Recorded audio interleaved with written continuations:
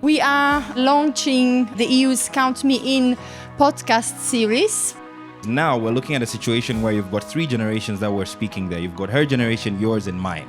But I feel like with Gen Z, we are the older siblings. And I feel like we need to be more intentional about sitting down with them and having these conversations. It was interesting also for me to see how what I was saying was received by the younger generation, because they were very interested. The topics of the three podcasts that we have created were the following. First one on the sexual and gender-based violence. The second one on navigating between tradition and the modernity. And the third one on women in leadership. From each of the three series of the podcasts, we've actually invited a speaker to come today so that we can just get a deeper insight of what was discussed, what the takeaway was. We were so shocked at how marriage was in a context of a couple of decades ago. It's so different from what we're seeing now. It was so interesting to see how tradition has actually disappeared, returned, whatever. I'm from a generation that was told to do things and we did them. You were from a generation that refused to do them. And they were from a generation that don't even know what they were supposed to be doing.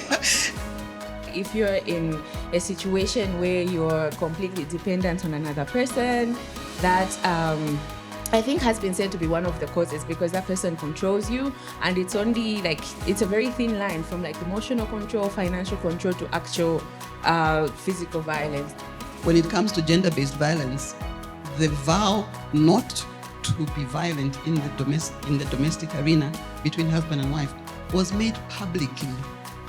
It was enacted by everybody in the village so that everybody understood that it will not happen in that house.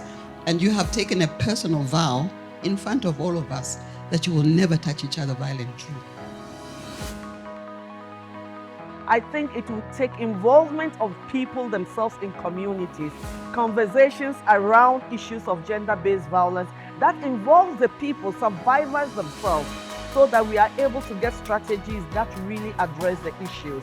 You start by introducing interventions like awareness raising, sensitization, ensuring that you address the underlying causes of gender-based violence.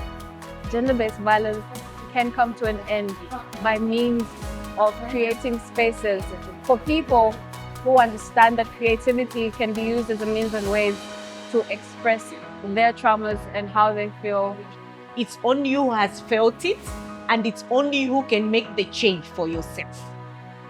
They should know the reporting channels of where to report things when it happens to them. They should call the two numbers, 116 Child Helpline and 933 Gender-Based Violence. And going forward, the EU will continue working on this critical issue, tackling SGBV as part of our new Human Development Program. As millennials, we are the custodians of our culture. We are the people who are going to ensure that this continue. But what are we carrying on to the future? What can Gen Z learn from us? What can you take from us? And what can we build together? You have to say, count me in, count me in, count me in.